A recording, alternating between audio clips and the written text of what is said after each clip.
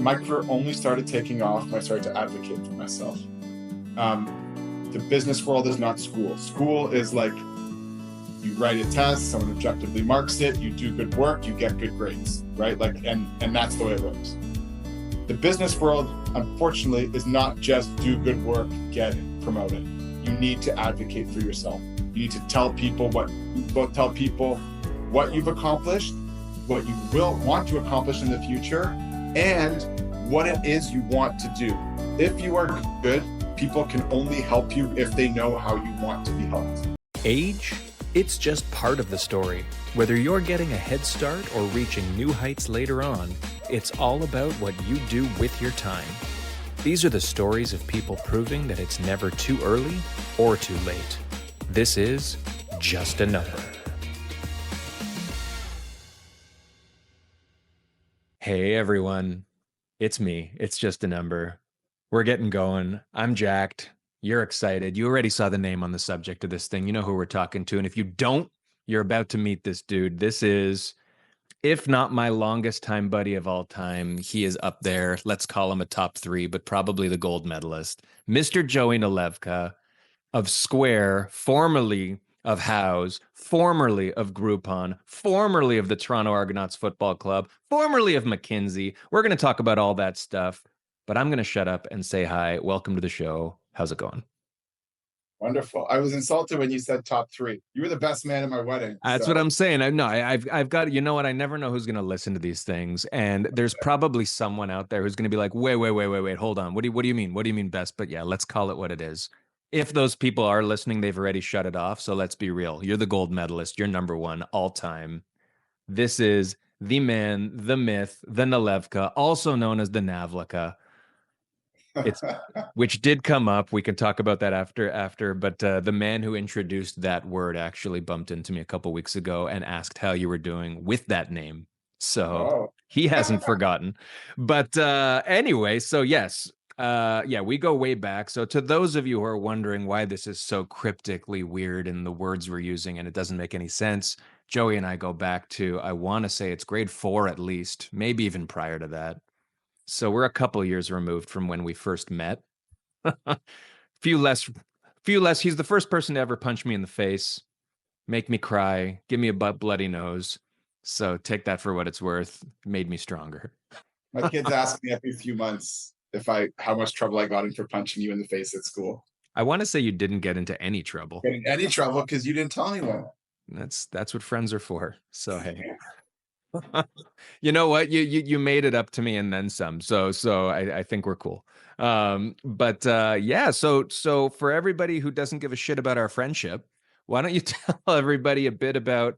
I touched on what you're doing right now. So what is your role right now? Who are you to the world around you? Yeah. So before I do that, first let's get into one comment I want to say is that, you know, a big theme in this whole podcast for me will be resilience. And I think to do anything interesting in life, you have to be resilient. No person who's achieved anything has had success after success after success.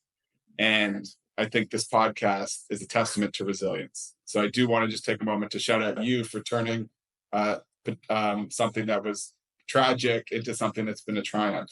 And I think that is a testament to this podcast and why I've been listening to Just a Number. So first of all, I'm going to give a big shout out to you before you pump my tires for the rest of this. This is all about pumping yours, but I appreciate it. I appreciate it.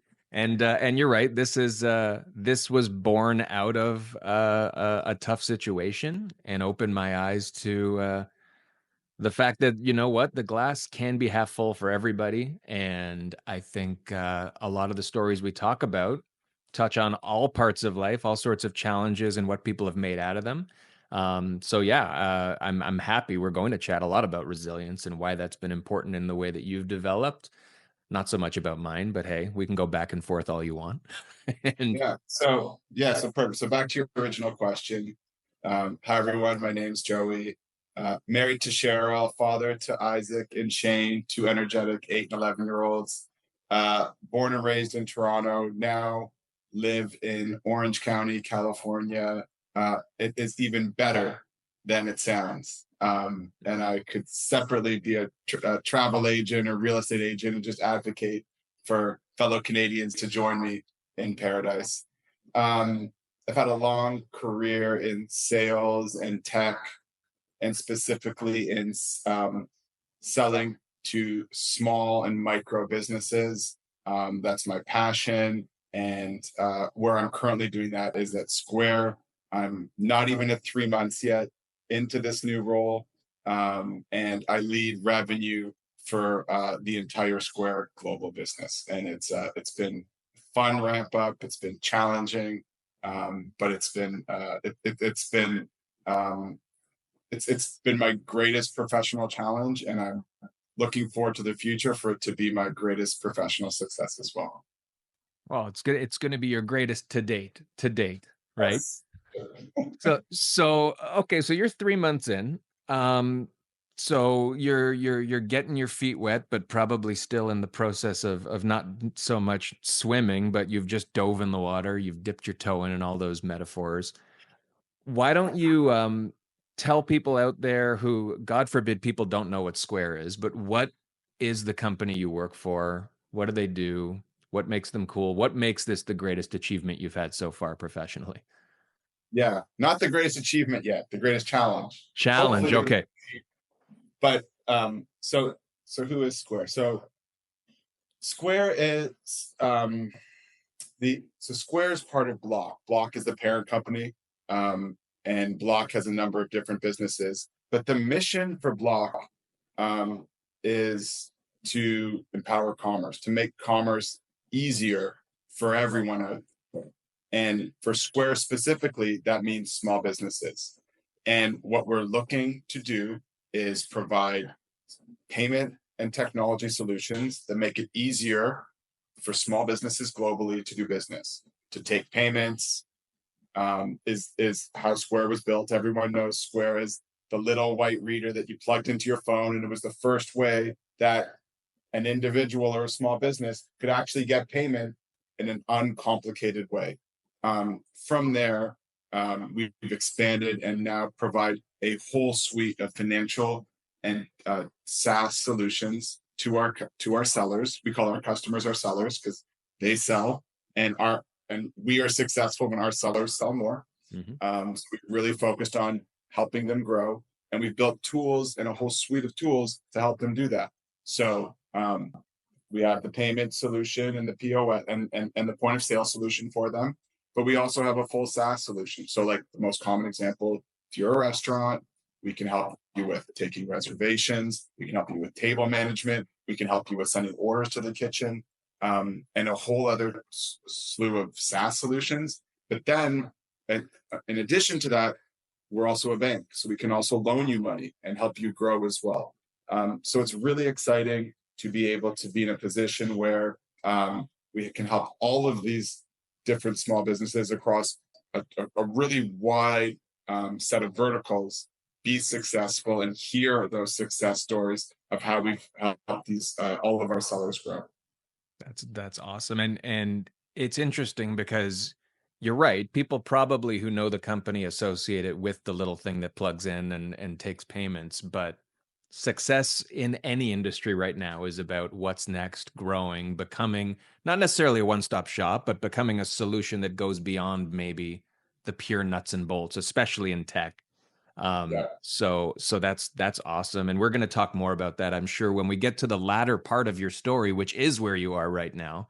Um, let's take, and it's actually interesting that you're part of Block, which makes me scared for my own trademark as on the block. Maybe I should start protecting things. So my name, I swear, wasn't. I'm not taking over your company. It can go the other way around, though. If Oh, you're lucky. On the block existed before Block, so maybe it's the other way around. you know what? Yeah, maybe we should lawyer up and get something done here. I'm looking at my own logo right now, and it would look good if maybe I just got rid of the on the. It's getting a little wordy, but anyway, that's a discussion for another day.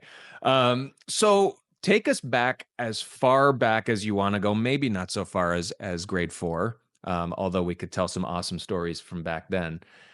Where was your head at career aspiration wise when you were in school, coming out of school?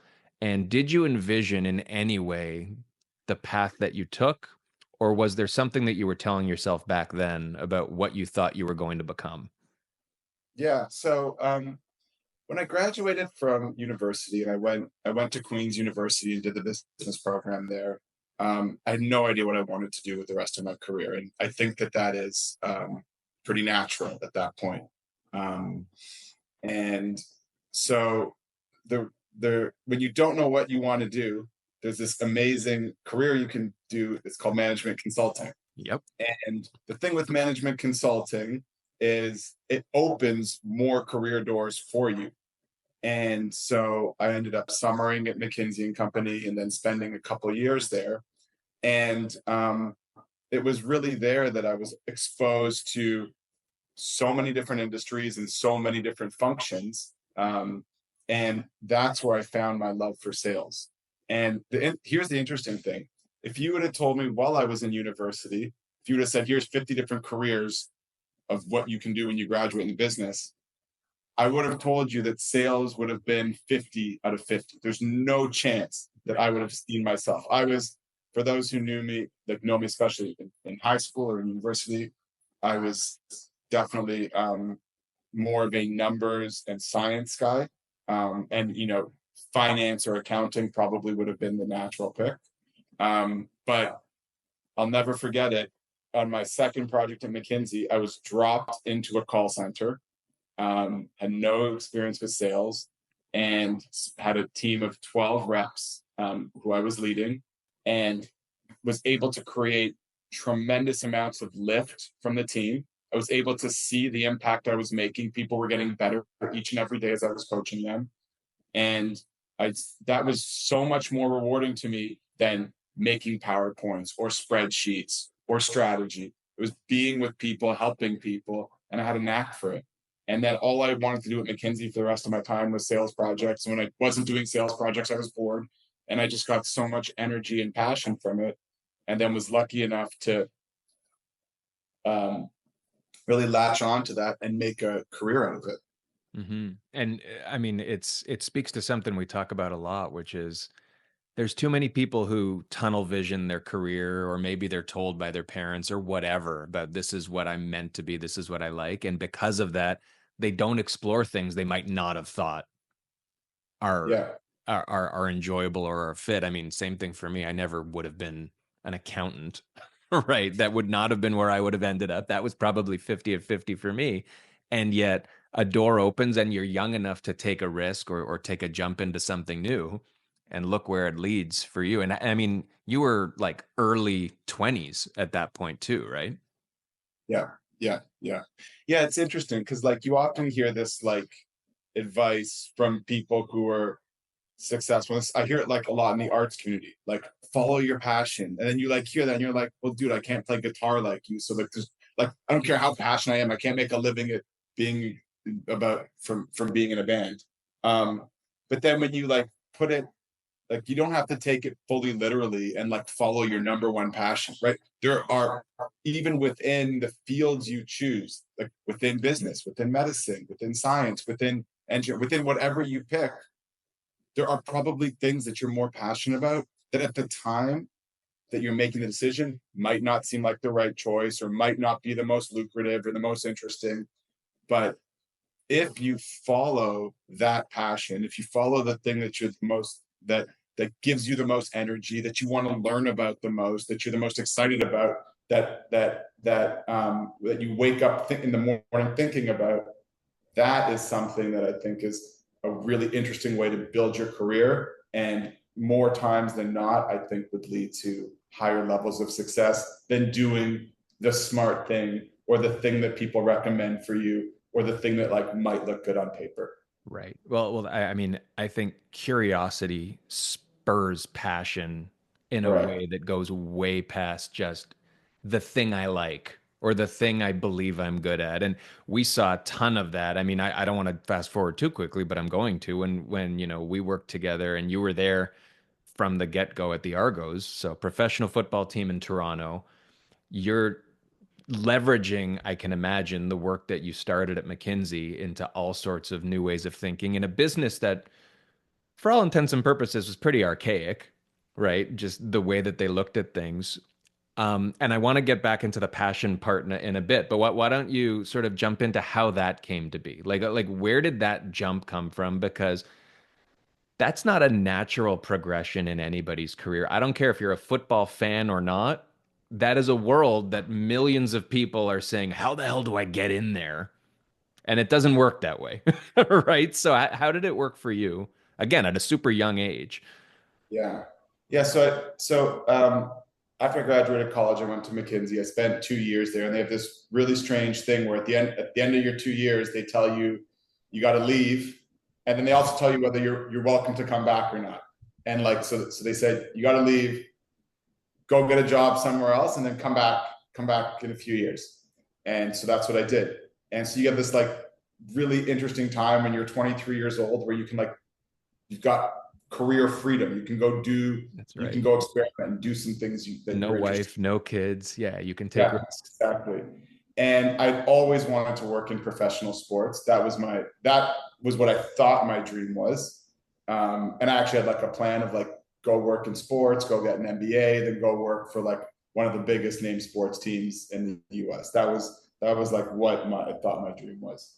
So as I was preparing to leave McKinsey, I started networking, and I put my name out there. I reached out to people at McKinsey and through my own professional work who I knew who had connections in sports or worked in sports, and I just was curious. I went and I met people, and I asked questions. I researched them before, and then I was very clear. And I find that like if when you're networking just to meet people is not helpful. What you need to do is meet people and be very clear what you want. And I was very clear that I'm looking to get in. Here are the ways I can help your business.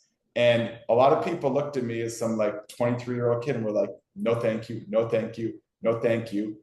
But all it takes is one. And Right. I got forwarded. I had a connection that forwarded me to someone named Chris Lang, and Chris Lang owned a marketing agency that specialized in sports. And I was lucky; he hired a lot of young, smart people to work for him.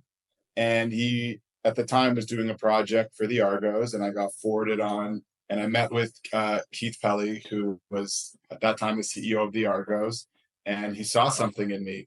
And I'll never forget the interview. It was at 9 p.m.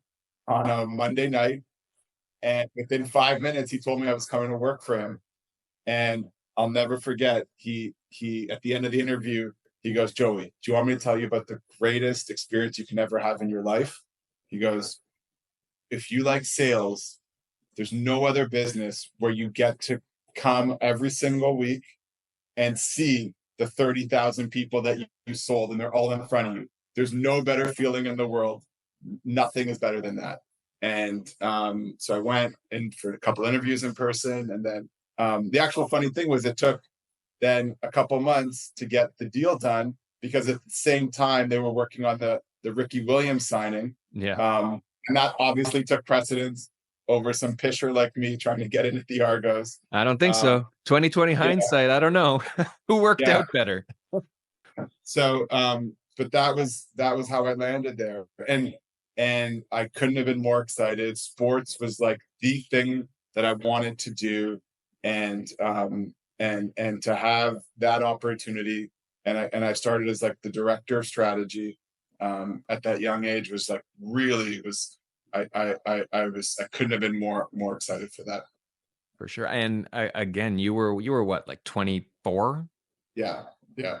Like that's unheard of, or at least it would have been at the time. Where like what was the reaction? I don't remember. I guess generally speaking, the other directors were older, but not by a ton. Like, were you viewed internally as this hot shot? Like, who the hell's this kid that Keith's bringing in, or was it a pretty good reception right out of the gate for you? Yeah, so when I started, all the other directors were quite a bit older than me. So, but I don't think that the reaction wasn't like, who is this guy? Because um, I've always tried to pride myself on being curious, authentic, like not having an ego. Um, so I think there's like certainly people who have a lot of success early in their career and have like a high level of arrogance about them and rub people the wrong way. Um, but I showed up just like, how can I help you? I'm here to help you. I'm here, like, to the communications director, like, how can I help? How can I help you with your strategy? To the finance person, to the person who was in charge of sponsorships, and had a really good relationship with everyone from the moment I started. So I think it's all about like how you carry yourself and the approach that you bring. And where I've seen people get in trouble when they have maybe less experience, but maybe stronger in other areas. Where I see them get in trouble is when they forget that they have less experience, and then and come in with an arrogance about them. Well, it's such a interesting distinction you make, because when you talk about your approach to getting in there, it was confidence, it was telling people what you can do for them, but it was also from a position of humility and staying in your lane where you knew, to quote Pinball Clemens, you know what you don't know, right? I know what I'm not. Right. So it was one of those things where you can be confident without being arrogant, right? You can be helpful without knowing everything. And I guess you were really able to communicate that to get in the door and then not overstep and really build on that. So that's a really cool distinction that not enough people make out there. They're Yeah, not able to I think. separate arrogance from confidence. Yeah, I think I never thought about it before the way you're describing it, but it's true. It is true. Like, confidence is knowing your strengths and also but if you don't know your weaknesses, if you're also confident in your weaknesses, that's it. To me, that's arrogance. Right. And we saw tons of people when we were there. I remember like employing exactly what you're saying when people would apply, because everybody would come in thinking they needed to tell us how great they were and the answers to the problems we weren't asking them about, right? That maybe they didn't have solutions to. And Yeah, that's not a turn on to me as a recruiter. If yeah, someone's, giving, especially if it's the wrong answers, but they're trying to put themselves out there. Confidence is great, but understand, like, we understand you bring somebody in who's new, they're new, like they're supposed to be new, right? But you want them to have a skill set that complements what you're looking for, and clearly you sold Keith on that. Chris saw it in you, and that's been, I'm assuming, a theme you've carried forward to every role you've had since then. yeah. Even now, I'd say 1 in 5 to 10 questions I get answered, I get asked, I answer, I don't know. And I do these things with office hours where like anyone can sign up, and I do four of them a week. And yesterday I was with a rep, and they asked me a question. I said, I don't know. And he goes, wow, it's so refreshing to hear someone say, and to me, that's just like, why would I lie? Like, why would I make something up? Like, I don't know, but I'll get you the answer. It just, I can't bullshit and make up something that I don't know. Well, and that's a huge part of when we train our sales staff here as well. I'm sure it's similar because you do it yourself. Is it gives you an opportunity to speak to your stakeholder again, right? Like saying I don't know opens the door to the follow up. Like when people are always wondering, how do I keep this conversation going? Well, one I don't know out of 10 means now you've got a reason to call them back, or you've got a reason to schedule the call. Now, with your staff, maybe that's different, but Yeah. uh, But here's what the other thing it does. If you say I don't know once and you've answered 9 other questions, it also makes the believability of your 9 other answers that much higher. for sure. Yeah.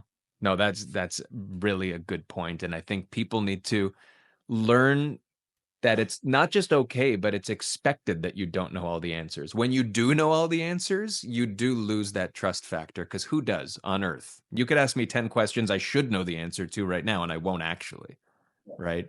Um, and when you talk about being authentic and being yourself, it's a lot easier to be yourself when you're confident enough to stick to what you know and defer or find out the stuff that you don't. Keeps you learning as well. So okay, so you worked, I don't even remember how many years. I mean, and so everybody out there knows, I hadn't talked a lot about the Argos on this podcast. I don't talk about myself, but I was there with you, and it's thanks to you that I was there. Um, so I guess I said I don't know to you a couple times as well, and you said fine, okay, I guess this guy's trustworthy. But and I also have a very odd Keith Pelly interview story that's for another day. But we're fortunate enough to work together for quite some time as a couple of young guns in that company, and you moved on from there. Was it back to McKinsey from there, or I don't even Yeah, I'll remember. say, yeah, I can say a few things about that. So one, the most interesting thing about working in sports was I realized I don't want to work in sports. And I I get that. thought sports was the thing I was going to be passionate about. But after a year running strategy at the Argos, I began running the sales team for 3 years. And I was way more passionate about sales than I was about football. Um, and that was like the big revelation to me, where like sales is what I want to focus on. Um, and then from there, basically what happened. So after 4 years, I said like, fine, it's time to go get a grown-up job. And time to go explore sales.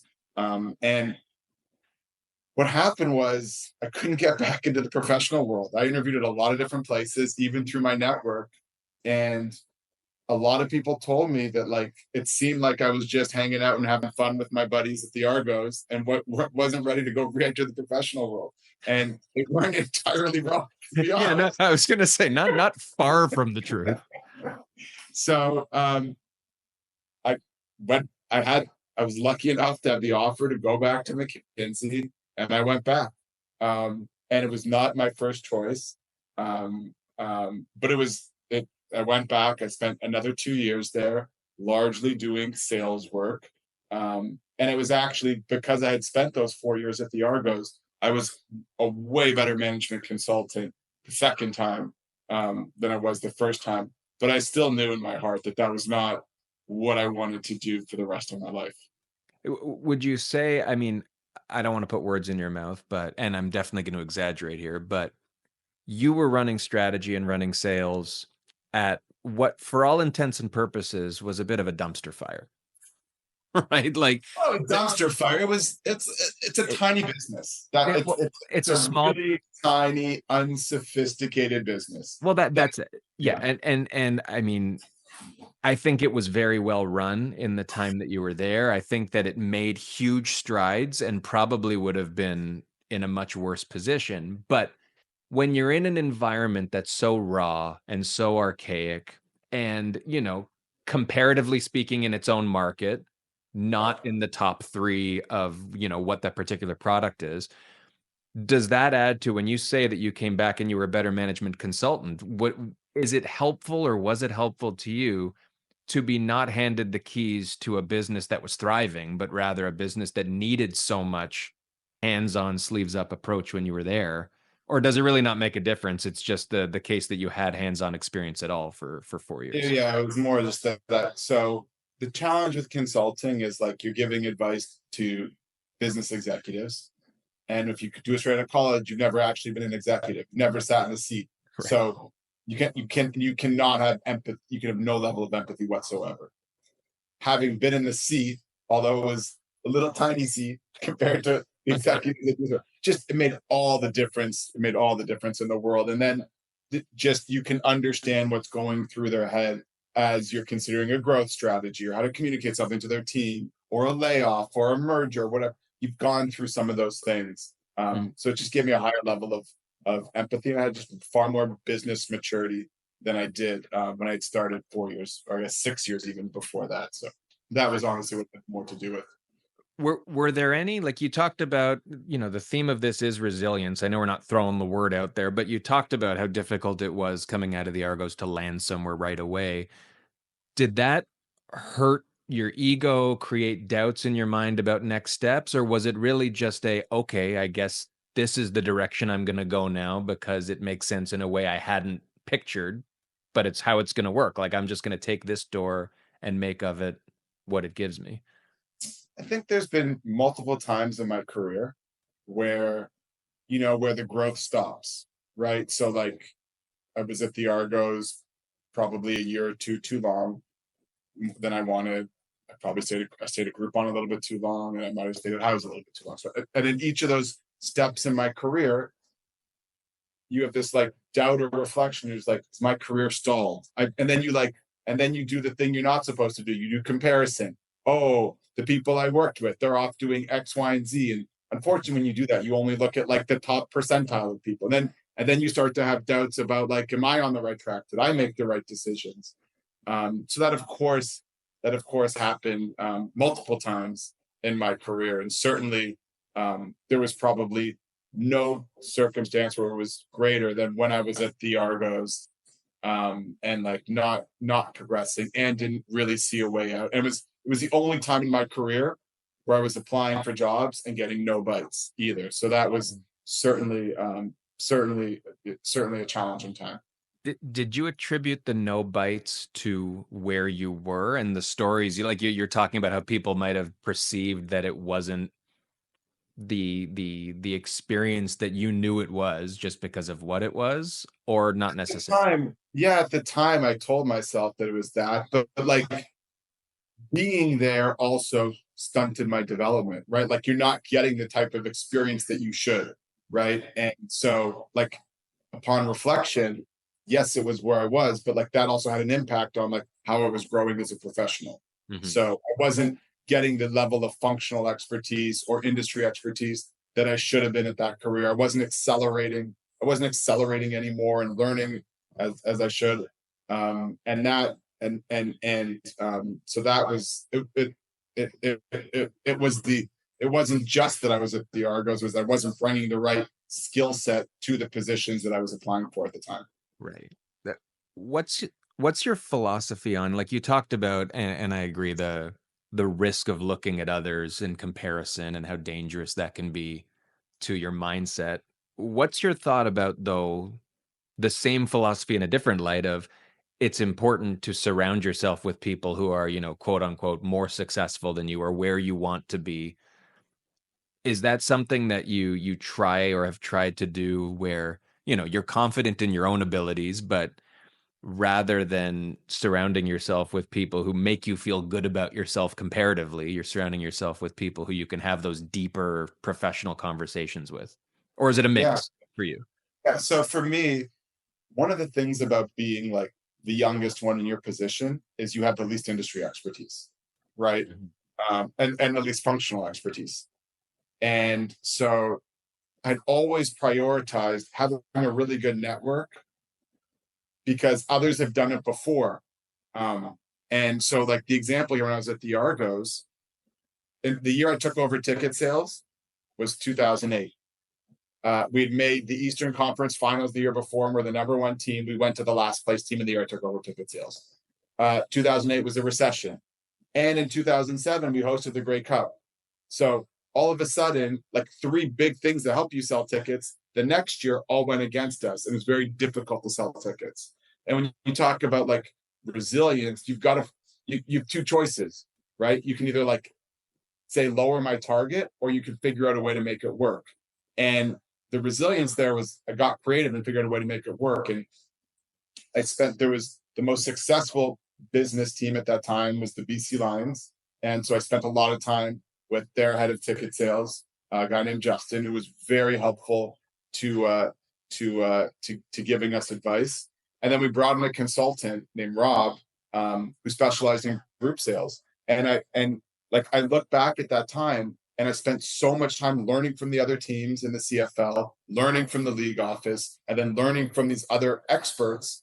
And your job at that time as someone who's new and young and inexperienced is to figure out what are the best ideas that other people are giving you and then implement those really well. And I never would have thought about all those ideas, but they ended up being tremendously successful. And like we launched, like the most transformational thing we did is we went from being the worst at group sales in the CFL to the best in a matter of 2 years. And we were bringing 5,000 to 10,000 people a game that were not coming to watch the Argos. They were coming because if you wanted to sing the anthem, you had to buy 300 tickets. If you wanted to see your kids play football on the field, it was 500 tickets. If you wanted to be in the fan tunnel and high five the players before the game, it was 150 tickets. And we went on and on and on. And I'll never remember, the best one we did is we organized a sleep out for the Girl Guides. And that was thousands of tickets. And just like we got super creative about how to sell the experience of being at Rogers Center or Skydome or whatever it's called now. And we leveraged that asset But it was all from having a network of people and then going to those people and understanding that they've done it and learning from them and then putting that in practice. And I've carried that from me through my entire career. And I spent a lot of time speaking to executives or experts in my field and just shamelessly copying their best ideas and then trying to offer the same back to them. For sure. I think a point there too, even with the group sales specifically, is you've always been really good at asking the non-obvious question to get the answer you're trying to get to, right? I think too many people get caught in the way it's supposed to be or the way it's always been done. And I mean, that group sales approach was a perfect example of we're asking the wrong question here. The question is not how do I sell more tickets? It's what will get people to come here, right? And it might not, and it hasn't been if it was the football, you'd be selling out every game without having to try. And even again, like with people who try to get jobs in these industries, people always used to have the wrong approach where they'd come to me in a passion again. They'd say, well, I'm passionate about football, so you should hire me. And I'd be like, if you're passionate about football, buy a ticket, right? If you're passionate about sales, or if you're actually interested in getting people's heads and making us more money, let's have the conversation, right? So, that's got to be an approach that you continue to take in everything you do, and sort of deconstructing the problem for what it really is rather than what it looks like on the surface. It is, but then the other thing is you've also got to ask really good follow-up questions. So when you're meeting these people in your network, it's not sufficient to understand, oh, group sales is about monetizing the asset. Okay, let's talk about it. Like for the anthem, who are you targeting? What are you charging? What's your sales pitch? Like really getting in the details and pumping them for every bit of information they're willing to give you. Because if you just do it yourself, they'll be trial and error and it'll take you way longer. But it takes, you've got to be curious and you've got to realize that the person you're speaking to is better at what you're asking about than you are. Right. You get as much information from them, but then reciprocate and offer them something in return as well, so they want to speak to you again. Right. So like identify whatever that little gap might be that gets them a little bit farther past the finish line, even though they're already doing fine. Right. What can you add? What can you do to enhance what they're already doing well? Yeah, correct. So, okay. I mean, we could talk about the Argos forever and we would and all that. And the last episode of this was Jim Barker. So people are probably footballed out right now. So you go back to McKinsey. Let's call it the Great Reset, right? Even though it's still moving forward. This was kind of all right, this is kind of a more experienced way to hone your skills and prepare for the next step, I guess, right? The intent wasn't I'm going to be a lifer at McKinsey now at that point, right? And is that not there? And like, I know the first time around, they sort of prepare you to move on. You know, PwC was the same with me. It's like they're not bringing in a bunch of people to stay. What was it like in the second stint there? That's just not even that interesting. It's not. So that was just like it was a means to like let's just buy some time until the next step shows up. Groupon and house will be far more interesting than like more time. Okay, so I don't even know how long you were at McKinsey that second time. It's true. It's kind of a blip and nobody cares. So yeah, let's sorry, McKinsey, you've had enough airtime. So you head from there to Groupon. Yeah.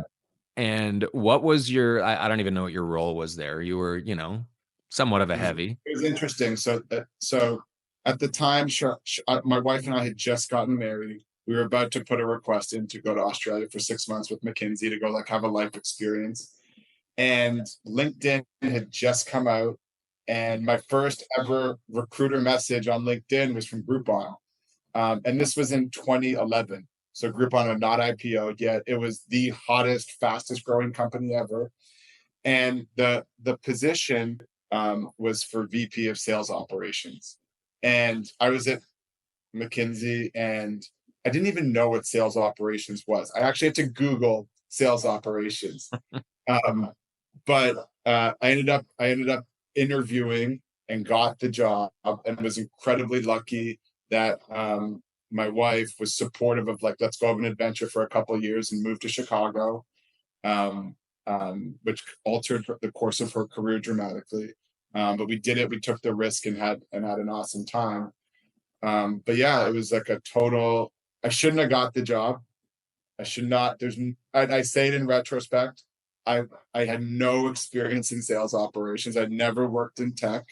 Um, and however, and the proof of that was I was really bad. I'm happy to talk about. I was really bad at the job for the first 6 to 9 months. Did, Like did they know disaster. what they were looking for though? Like looking back, like because it I was don't think they knew exactly what they were looking for, which was someone who was like smart, willing to work hard, and had some experience in sales. So they knew what they were looking for. In retrospect, they were also looking for the wrong thing. They should have been looking for someone who had been there, done that experience. But anyways, of course, it ended up working out. I'm happy to talk about that. But yeah, for the first 6 to 9 months, it was a steep learning curve, and it was bad.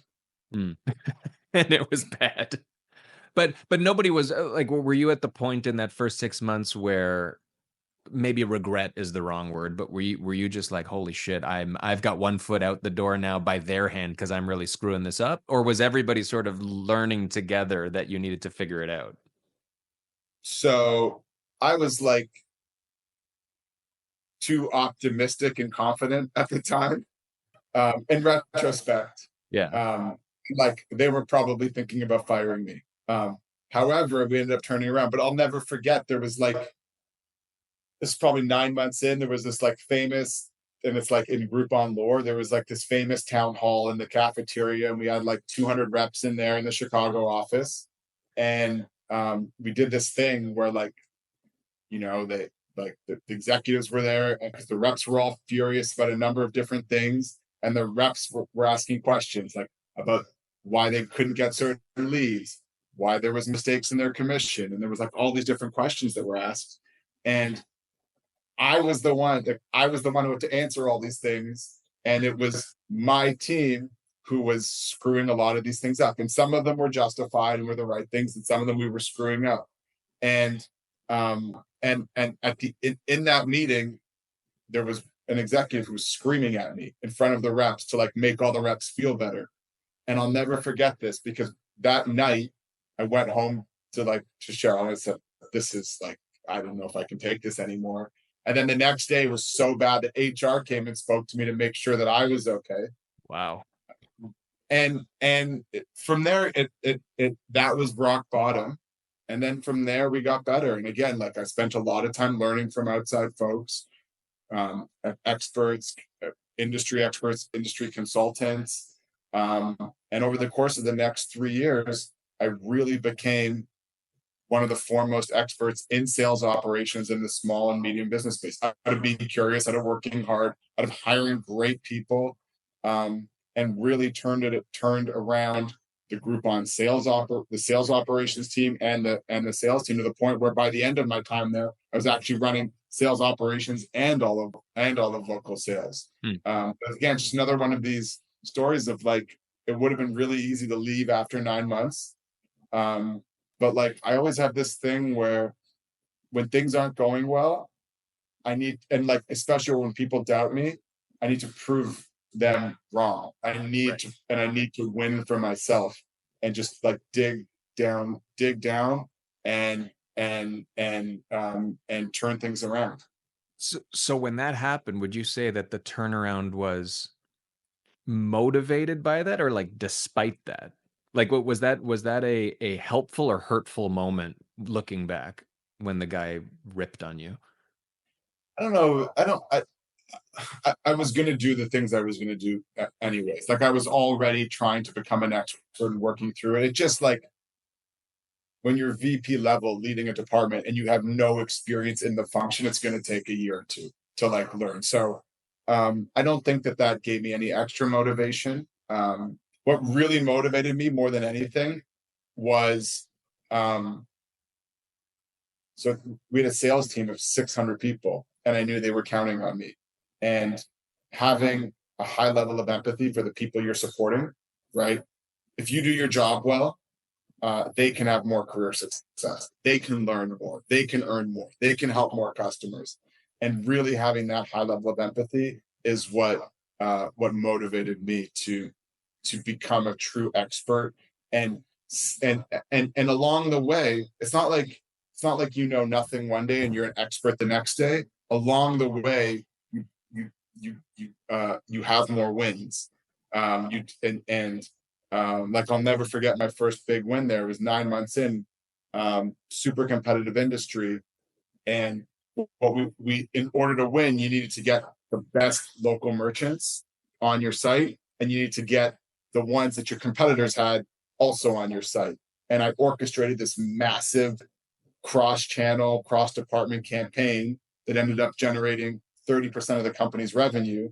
And that was like my first big win. And like, it was awesome for our customers because like our subscribers saw all these awesome deals. It was awesome for our merchants because they got on our platform and sold more. And we designed this incredible contest and incentive program so our reps won. And like, I'll remember that win, like, you got that win. And then you start getting more and more wins as you start doing your job better. And then you start seeing you're helping your reps, you're helping your customers. And that's like, that adds the fuel to the fire and made me want to work harder to do a better job. Well, it has shown forever that when you talk about empathy and wins for your reps, I mean, that is as much a part of your identity as a manager and a leader as anything that you do is really stepping up and developing your team, pumping up your team, all that stuff. And for people out there who aren't following you, I mean, LinkedIn is your platform of choice, but everybody out there, keep an eye on Joey's LinkedIn. I'll put the link somewhere in the notes here and get his isms, which now are back to at least once a week, probably more than that now. You're going more frequently on there. But how much does that, like, it always just seems to be a part of your identity, but the importance of that into not just effectiveness as a leader, but your personal satisfaction, taking care of your team, wearing things like somebody ripping on you in front of everybody and not cowering or fighting back, but actually wearing it on behalf of your team and taking responsibility. Like, that's just, it's such an important element of what you do and what a good leader does. Like, is that really at the top of the heap of what's important to you as a leader, taking care of your Yes. people? Not taking care of them. I think that is, anyone can take care of anyone. Or yeah, So go ahead. the way I think about it, like, there's this common saying, like, people buy from people they like, right? Okay. So the way I think about it is, people want to win for people they want to win for. And so what I've always tried to do is create a world, I call it a culture of winning. And I've tried to create a world where my sales team wants to win for the company, their customers, and a little bit for me.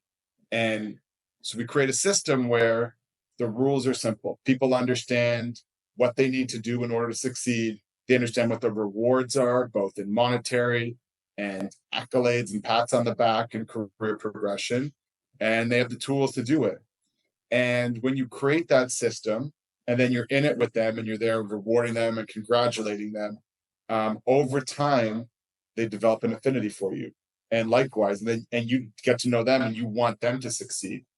And it's those types of environments in sales where people stay longer, work harder, and do better, and you develop really close bonds. And oftentimes, I'll speak to people and they'll tell me, like, you're the first head of sales that's ever taken an interest in me. Or like, I'll speak at something and they'll be like, oh, we've never had a head of sales come here and speak to us. And I just don't get it. Like, when you're running a revenue team, like, all I'm thinking about is how to make my reps' lives better, how to help them win more, how to celebrate their wins. Like, that's all I'm thinking about. And I don't know, and it's been my hallmark and something that I've loved to do. And it's been successful for me at the Argos. I have relationships still with some of the reps from there. It's been my hallmark at Groupon. It's been my hallmark at House. And now I'm trying to do that again at Square. Just, it's a larger team, so it takes a little bit longer, and these things take time. But laying the groundwork to do the exact same thing. And ultimately, what you want, especially my last company, like, when people sold things and had to have a good day, they were like, I wonder, does Joey see that? Like, why isn't Joey congratulating me? Or like, when they weren't doing as well, oftentimes they'd be like, oh my God, I hope Joey's not seeing that I'm having an off week, or like, I've got to start doing better. So like so like Joey doesn't Joey doesn't like isn't disappointed with me. But like that's what you want. You want people to want to win for you because all I'm thinking about is how to help them win. For sure. Well, you've blurred the lines between in a good way. It's there's no distinction. It's the same approach you have with customers you've talked about. It's like family, you know. People need to be cared about. They need to understand, yes, that you're watching, but not in a big brother kind of way, more in a we're all in this for a common goal and you're an important part of this. And I see Yeah. that element. Um, before I move on to next stages, and I didn't even think we were going to take a chronological your life approach to this, but we are. It is what it is. You've got interesting positions that you've held.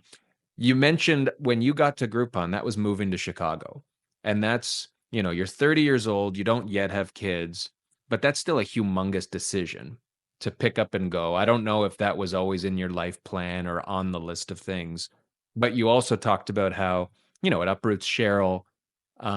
This is a huge life decision, and you've had several life decisions like that for yourself and your family since then. Like what went into and what goes into your decision making process as far as cost benefit or whatever you do in determining whether it's the right move for you? Yeah. I mean, at the time, it didn't feel like such a big decision because it was like it was going to be temporary. We wanted to do it for 1 or 2 years. Okay. And I'll be honest, the other thing that motivated us at the time, like a little bit, was um, we were in the market looking for houses in Toronto and couldn't afford anything. Some things don't change. and, and it's funny because if I said the prices of what we were looking at then versus what they are now, Different. I should have bought 5 of them. No kidding. Anyways, but it was like we were ready to have an adventure, and the job was so good. Like I was an associate at McKinsey, and they wanted to bring me in as a VP at Groupon, which was like one of the hottest tech companies. So the professional opportunity was great. The compensation was more than I was making, far more than I was making. The opportunity was tremendous, and it was just like, and we wanted to have that adventure, and we viewed it as temporary. Um, my dad always says to my mom now that like the second we moved, he told my mom we're never coming back. But like we always thought this was like 18 to 36 months, and we were coming back. We were just renting a house there. Like that was the intention, and it didn't obviously did not. Wow. So okay. So and I mean I don't know if it was similar with the move to California, because that's a different beast altogether. And like you That said, was a you're in bigger one. paradise now. Uh, Yeah, that was a much bigger one. So like that one, my sister lived in Orange County at the time. It was an interesting professional opportunity that we were excited about. But like every time I visited my sister, I was like, holy shit, if I could ever get a job here, I would love to live here. And it happened, and that motivated the move. And again, we were on board. We were all on board with that. And we had kids at the time, so that was a way bigger decision. Also understanding that like moving further from family, mhm. um, family further from family and from friends, but that was certainly a bigger one. But like the allure of Southern California was pretty big for both of us. So was the move there, was it like a happenstance kind of thing, or were you actively looking in that area for opportunities that were there? No, I was at Groupon. I had just been promoted. We had a neighborhood that we loved in Chicago. We were not actively looking. I had not interviewed for any jobs, and someone had referred me from my network for this job at House, and the recruiter reached out. And when I saw that the job was in Orange County, I went home and talked to Sean and said, "Should we go for this?" And we discussed it, and we said, "Sure." Like we would, if we got it, we would move there. So it was not a lot of people that I met out here that are transplants, like had the goal of moving to Southern California and knew that was something. I just never thought it was a possibility. Like I didn't, at the time I was leading large sales teams. I didn't think a large sales team existed in Orange County, and many don't. The only reason it did was the guy before me, the first head of sales at House, he happened to live here. And when they started the sales team, they had no idea how big it would become. So they just said, "Fine, if you live in Newport Beach, we'll build a sales team in Orange County. That's fine." Wow. I mean, it's It's interesting. You said when you went to Groupon, initially the thought was it's going to be a short time stint and let's do this. And at the same time, you weren't pursuing anything. You found something else. And this has been sort of a constant career progression where you've been able to ascend in each position, but also transition to new company after new company after new company. Um, like, has your perspective of what a career trajectory or path looks like evolved over time with the more that you've been doing? Or like, because there's never a finish line, like you're always striving for more, but like, has there been a spot where you're like, okay, I can just keep moving up until I'm the CEO of this company and then I'm good? Or Yeah. is it So always like keeping an eye out? it's about 9 to 10 years ago, I developed a very clear view on what I wanted to do and what I didn't want to do. And again, that was, like that was almost 15 years into my career, by the way. So like these things, if there's younger people listening, like you don't need to have a super clear view. You just need to do good work and like and people and let people gravitate to you. But I developed this clear view where I wanted to become the best sales leader in the local and SMB space. Like that was my career ambition, and I decided that. So what that also meant was that I have no interest in being a CEO one day. I don't want to do that. I have no interest in running marketing and having other functions. And having that clarity was really, really helpful. So I'm looking to do this on progressively bigger stages. And so from Groupon to House and from House to Square, that's what motivates these changes and the career journey. But along the way, as things come up, it also allows me to say no to things that don't give me energy. Like one example was when I was at Groupon, and I was running a small part of the sales team. At that time, there was this GM model, like you're a general manager of a business, and that was like the thing that was in vogue in tech. And like, so you would own the food and drink, the food and bev vertical, or the health, beauty, wellness vertical. And I was like being groomed to be like the next GM. And I said to the president of the business, I said, I don't want to be a GM. That's not interesting to me. They were like, what? Everyone wants to be a GM. And I said, no, instead, I want to run all of sales. And this is why I should do it. And we ended up working towards that. And that ended up being a year and a half later what I did. But it's for me, it was helpful to like say what I want to do and don't want to do. And that way, when like enterprise jobs come my way, I don't even interview because that's not my skill set. It's not what I want to do. Uh, I'm not preparing myself to be a CEO because that's not what gives me energy. What gives me energy is sales and being close to sales reps and account management and sales operations. And only in this small business space where I find that my skill set is best. And that super clear definition for me, with the ambition of knowing that I'm trying to become the best to ever do it, is for me what helps me be my guiding light. So to be a semi devil's advocate on that, then you've got a clear vision and it's making sense and your ambition is clear, but do you see a world where the ambition evolves or changes over time, despite the fact you've got your eye on a clear prize that's, greater than where you're at? If you use the Groupon experience as an example, where you didn't know what the hell sales operations was, it was in the right it was in the same theme, so you're not going to leave the theme, but it was kind of like you learned how to be amazing at it. Is there a world where something could pique your interest that maybe kind of dovetails from what you're doing but gets you interested in something else? Or is that more a younger in life thing and now you're set on your path to greatness in what you do? Um, I think in the moment, to be great, you've got to be convicted on what you're doing. Um, so I'm going to say at the moment, I would say that sounds like crazy.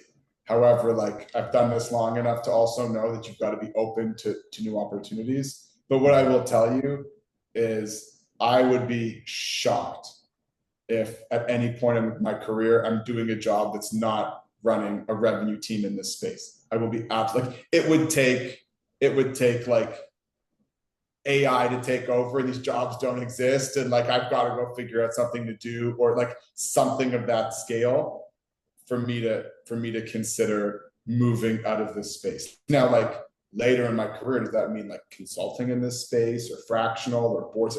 Who knows what that means? But I want to be very, very close to this space. And I really don't think I'm ever going to be a COO or CEO or I really don't think that that is going to be of interest for me.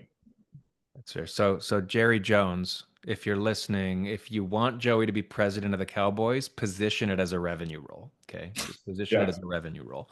There was even like at my last job, there was even at House, I was promoted to run all revenue at House, and it was something I reluctantly accepted. I really didn't want it because I was running the sales team, which was selling SaaS and advertising to home professionals. But then we also had the e-commerce business. And I was promoted to oversee e-commerce. I never had a passion for it. Didn't really want to do it. And then even when I accepted the position, it was not something I spent a lot of time on or became interested in. And like was not something in my next role that I was looking for at all, and was quite happy when like I made the move to Square that I don't oversee an e-commerce team anymore. Outside of what I want to be doing at this point in my career, I want to be learning more and getting better at what I'm focused on and what gives me energy. I don't want to be learning and getting better at something that just doesn't give me energy. I mean, and I agree with that wholeheartedly. I definitely wasn't trying to push you out of Yeah. what you like, but I'm um, even pressure testing it for myself though. Like it's part of these conversations is like you speak to another smart person who like wants to push you and like are you drinking your own Kool-Aid too much? Like are you right? yeah, And like it's great to be. I appreciate you pressure testing me, and I'm like people who work with me will know that I'm a talk out loud, I think out loud. So I was like, it's like, oh, should I be this? Should I maybe be? I do want something else. But you know The what? answer is no, Daniel Steinfeld. No, Fine. I. The offer that I emailed you is off the table. So you're no longer welcome here at On the Block. So let's take a step though to a lot of people listening to this. It's a really weird demographic because you've got folks who are a little bit later in life who are looking for inspiration on things they can quote unquote still do that they didn't necessarily think they could. But then a lot of people who are early on saying there's no way I could possibly achieve that now. So let's talk a bit back to, your 20-year-old, your 22-year-old self, learnings that you had from back then. I can say personally that even what we just talked about, my perspective, I wouldn't change, but my perspective was different back then, where I wanted to try as many things as possible to learn what I don't like, right? But it didn't mean I wouldn't do it. It meant, let me see if this is something I thought was ludicrous, and I want to prove that to myself while I still can, while I don't have a wife, I don't have a kid, yada, yada, yada. Is there anything that you did or didn't do early on that you would change or at least give advice to those younger folks who are out there saying, Yeah, what the hell do I do with myself? sure. I'd say three things. One, have patience. And what I mean by that is like, let's say you're at a company and you're starting, you're probably 5 levels removed from the CEO. And people who like start their career think they should get a promotion after 6 months or a year, which if you're great, awesome. But like if you get promoted every year, then in 5 years you're the CEO. Right. And so patience is okay because at my point in my career now, I don't remember whether I was promoted. Like I don't care whether there was 3 or 6 months delay in that promotion. I don't even remember. Right? You want the experience, but you don't need to be in a rush. So that's one thing I would say. The second thing I would say is comparison is the thief of joy. And you need to be focused on yourself, and you know yourself whether you're moving in the right direction or not. Be focused on yourself and not those around you. Mhm. The last thing I would say is my career only started taking off when I started to advocate for myself. Um, the business world is not school. School is like you write a test, someone objectively marks it, you do good work, you get good grades, right? Like, and that's the way it works. The business world, unfortunately, is not just do good work, get promoted. You need to advocate for yourself. You need to tell people what you've accomplished, what you will want to accomplish in the future, and what it is you want to do. If you are good, people can only help you if they know how you want to be helped. Don't let other people define the ways you want to be helped. Tell them.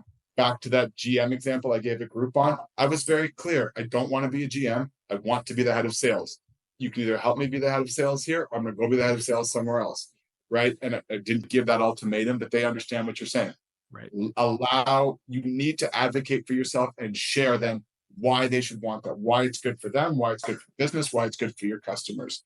So what I realized is if I'd advocated for myself earlier in my career, my ascension could have been even more rapid than it was. And so it's just one of those things you learn about. So again, if you're starting out earlier in your career, some of the things I would have told my younger self is be more patient, spend less time comparing myself and quite frankly being jealous of others who are having more success than you, and advocate for yourself. And those are things that I think will help you over time enjoy your career more and have more success. That's even more huge coming from somebody who, by most accounts of people on the outside looking in, would say you achieved success really early. And to say, even if you would have, you didn't do it perfect, right? Like if you would have learned these lessons earlier, it could have been even faster, even quicker. But to your point, patience is a virtue. And I guess dovetailing into that is don't get discouraged, right? Part of being patient is it's not always going to go the way you draw it up in your head. So, you've talked about the journey dealing you a less than ideal hand on multiple occasions. It happens to everybody, and you have a choice in those situations, but whether to power forward and know you're doing it the way that you should be doing it, or get caught in what we talk a lot about. I don't know if you ever talk about the valley of despair when somebody gets, yeah, like that's to me the biggest problem. Everything feels so consequential in the moment. Yeah. The grand scheme of things, it's not. There are people who have the most incredible careers who've been fired multiple times. Like you could get fired and think about like, oh my God, I'm never coming back from that. Like that has not happened. That has not happened to me.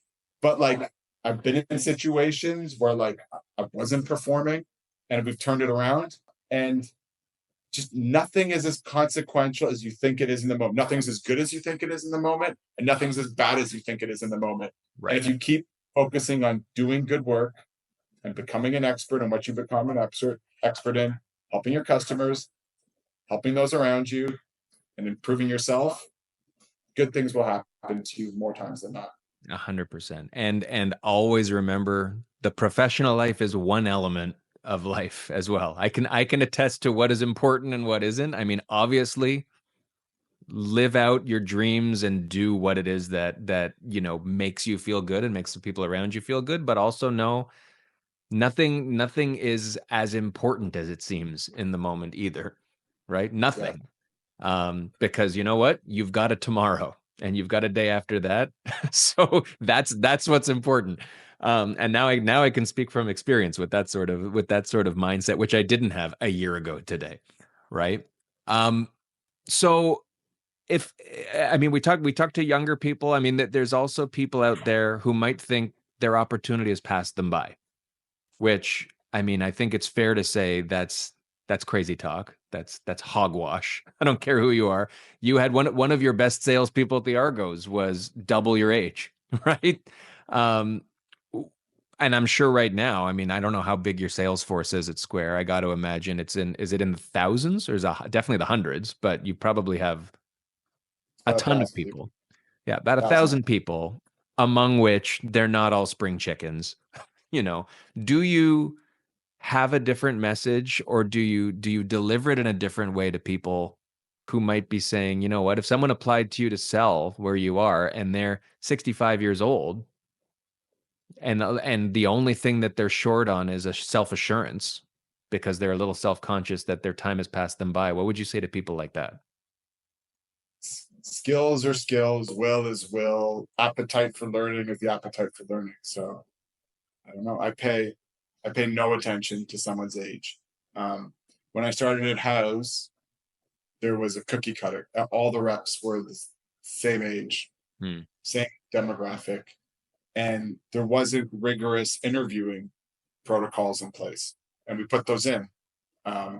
You got to create an objective way to evaluate talent. Talent is talent, Yep. and you've got to let the biases be moved aside, and you've got to create a way that you create a standard set of questions that are evaluated in a standard way that is agnostic of the person's sex, age, background, and that you're focused on what can they do. And that is, I know this sounds like obvious, but it's not, and not everyone's doing it. Right. And the best thing you can do is create that objective selection criteria so that you're getting the talent that others are missing out on. Mm-hmm. And in that criteria should be something that looks like age is just a number. Huh? No, that's awesome. And honestly, I think that's the message I hope people continue to get from shows like this is you are who you are and your skill set is what it is, and you've got to roll with that and look past Yeah. what you believe is a self-limiting well, it is self-limiting, and it's only because that's what's in your head. Yeah. Some of the most successful reps I've seen are people who want to get into tech later in their career and they want a career reset. And they come in, understand they're going to be working with a bunch of people who are younger than them, but they're willing to learn and they know what their advantages are because they've been doing it for 20 or 30 years longer. And I've seen so many people like that be incredibly successful. For sure. Again, and it's a lot of the things that they bring are the things I talked about, which is like authenticity, humility, a desire to learn, a strong work ethic, a hunger. And that's what matters. That's what matters more than the date on your birth certificate. 100%. I think hunger is such a under discussed trait that really, especially in sales, that drives people, because entitlement is the enemy of hunger right now. And there's a Yep. lot of people out there who feel that because they went to a certain school or because they feel that they've got a pedigree that entitles them to a role, that'll make them successful. Sure, you might have a better network, whatever, but at the end of the day, if you want to do the job well and you're willing to learn and you're willing to say I don't know once in a while, I think it's proven anybody, the most unlikely of people, can be successful and will be successful with the right mindset. So, all right, final closing words from the sage Joey Nalevka. What do you want to leave people with? You've dropped so many knowledge bombs today that it's probably already been said, but let's put a bow on this thing before we shut this down and then try to plan a beer somewhere between Orange County and Toronto. Just come out here. Yeah, it's true. Why meet in the middle? There's nothing good. First of all, there's nothing good in the middle. What would be in the middle? I couldn't even tell you. There's nothing in the middle. Anyway, so what would I say? I'll never forget. There's this day at Groupon where I was like, as if I was standing there and like in the middle of like this massive office, and I realized that like I was a few months in, and I was and my team didn't like me at the time because I was acting like how I thought I was supposed to act as someone who was young in their role and inexperienced. I was being a super hard ass and I was pushing people too hard. And I realized that like I wasn't doing a great job, but I also wasn't being myself. And I said to myself, if I'm going to go down, I'm going to go down as myself. And for the rest of my career, I've been authentic. I've been myself in all circumstances.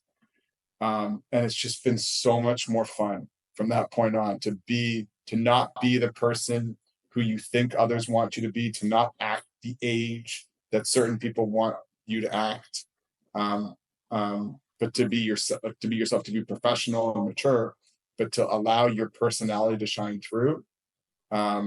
And one of the then compliments I've gotten from people that have worked with me oftentimes is just you're authentic, you are yourself, and I've allowed my sense of humor to shine through, and I've focused on the things that give me energy and passion. So I think whatever people do in their life, in their professional lives, in their personal lives, like, don't be authentic. Be your authentic self as a parent, as a spouse, professionally, and you'll enjoy life so much more, and you'll have so much more fun. And I also think so much more success. That's a perfect way to close. You are the same guy you were throughout school and as long as I've known you. So I can attest to everybody listening, this is the authentic you. It means you don't have to act when I do a podcast with you and pretend to be some sort of weird dude who I've never seen before. So thank you for sharing. And honestly, I think a lot of people are going to get a ton out of this. If they don't, their loss. If they didn't make it this far in the podcast, you know what? Tough luck, folks. You missed out on a doozy. So thanks again for coming today. Good luck with Square and whatever comes after that, taking over Block and then buying out on the Block just to avoid the lawsuits. And and again, I will see you in the OC because you ain't coming here in the winter and we ain't meeting in the middle.